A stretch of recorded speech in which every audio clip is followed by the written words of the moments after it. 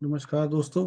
आज आपके सामने कर्मा रिकार्नेशन टॉर्कम सदायन की पुस्तक के नए अध्याय लेकर आपके सामने उपस्थित हुए। आइए दोस्तों, पहले इसे ध्यान से सुनते हैं। कर्म और चूक, अध्याय तीसरा। कर्म का अर्थ है क्रिया, और जब भी हम कर्म के बारे में बात करते हैं तो हम क्रिया के बारे में बात करते हैं। कर्म हमारे शारीरिक, भावनात्मक और मानसिक स्तर पर किए गए कार्यों से बनता है, लेकिन यह पूरी कहानी नहीं है। कहानी का उपेक्षित हिस्सा यह है कि हमारा कर्म हमारी निष्क्रियता, लापरवाही, इनकार, लापरवाही, असावधानी, चूक या यहाँ तक कि मूर्खता से भी बनता है। जब हम किसी ऐसी स्थिति के प्रति मानसिक, भावनात्मक और शारीरिक रूप से निष्क्रिय होते हैं जिससे निपटने हस्तक्षेप, प्रतिक्रिया और प्रतिक्रिया की आवश्यकता होती है, तो हम बड़ी मात्रा में कर्म का सृजन करते हैं। मान लीजिए एक व्यक्ति अपने घर के आसपास कीटाणुओं की बढ़ती हुई मात्रा, अपनी गली में बढ़ते अपराधों, अपने समूह या राष्ट्र के खिलाफ बढ़ते राजद्रोह के प्रति उदासीन है, तो उसके साथ क्या होगा? जब कोई व्यक्ति अंधकार में प्रकाश नहीं लाता तो अंधकार उसे निगल जाता है। जब कोई व्यक्ति अज्ञानता को दूर नहीं करता तो अज्ञानता उस पर हावी हो जाती है और उसका भविष्य नष्ट कर देती है। हमारे पड़ोसी की एक छोटी सी झील थी। मैंने उसे बताया कि उसमें कुछ खतरनाक खरपतवार उगने लगे हैं।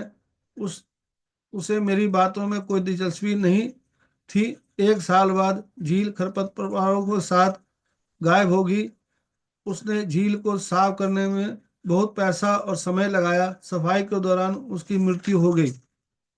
वह अक्सर डॉक्टर ने एक व्यक्ति को अपने घर के आंगन में कुछ जहरीले कीड़ों से छुटकारा पाने के लिए कहा, लेकिन उसने ऐसा नहीं किया और उसके पूरे परिवार पर कीड़ों का हमला हुआ और वे मर गए। कुछ राष्ट्र अपने पड़ोसी देशों में अज्ञानता, अपराध और भ्रष्टाचार देखकर खुश होते हैं, लेकिन कुछ दशकों बाद कई तरीकों और साधनों के जरिए पड़ोसी उनके अस्तित्व के लिए सबसे बड़ा खतरा बन जाते हैं। अगर वे खुद की रक्षा करने से लिए तैयार नहीं होते तो वह पड़ोसी के कारण दूषित हो जाएगा। लोग सहिष्णुता के बारे में बात करते हैं, अंधेरी ताकतें इस शब्द का इस्तेमाल अपने पक्ष में करने में बहुत बुद्धिमान है। सहिष्णुता का मतलब यह नहीं है कि लोगों को आपकी खुशी, श्वास और स्वतंत्रता को नष्ट करने दें। आपकी रोटी, आपका पर नियंत्रित, आपकी संपत्ति चुराने दें।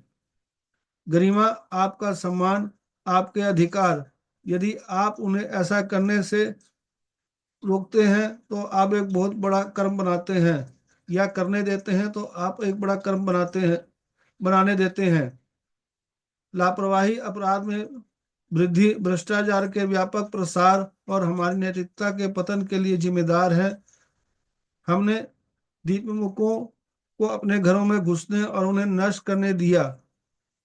हमने लोगों को हमारे सिद्धांतों, दर्शन, हमारी पूजा की छवियों को नष्ट करने की अनुमति दी, जब तक कि हमारे जीवन से पवित्रता गायब नहीं हो गई।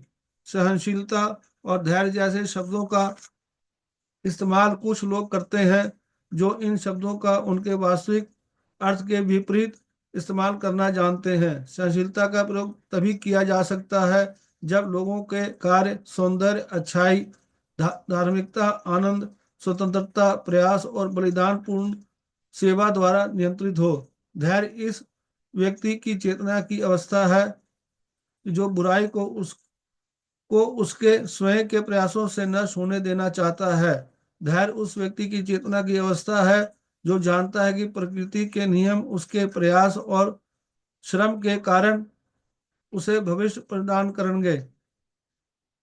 धैर्य रखने का मतलब यह नहीं है कि आप बुराई के प्रहारों से मरने का प्रतीक्षा करें। लोग सोचते हैं कि धैर्य का माप समय की लंबाई से होता है। इसकी विपरीत, जब जरूरत होती है तो धैर्य प्रकाश की गति से भी तेज काम करता है। प्रकाश की लड़ाई में उतरने से पहले धैर्य का प्रयोग स्वयं को पूर्ण कवच से सुसज्जित करने के लिए किया जाता है। मानवता के दुश्मन हमें धैर्य के बारे में गलत विचार सिखाते हैं। वे कहते हैं थोड़ा और इंतजार करो, धैर्य रखो, और इस अवधि के दौरान वे आपकी नींव को नष्ट कर देते हैं। गलत समझ यह गुण दोष से अधिक विनाशकारी होता है। इस प्रकार कर्म उसमें भी बनता है जो आप नहीं करते। हम उन कामों को ना करके ज्यादा कर्म बनाते हैं जो हमें करने चाहिए थे, बजाय उन कामों को करने के जो हम नहीं करने चाहिए थे। दोस्तों, यह अध्याय यहीं तक। कल फिर इसकी अगली कड़ी लेके आपके सामने उपस्थित होऊंगा। धन्यवाद। Thank you.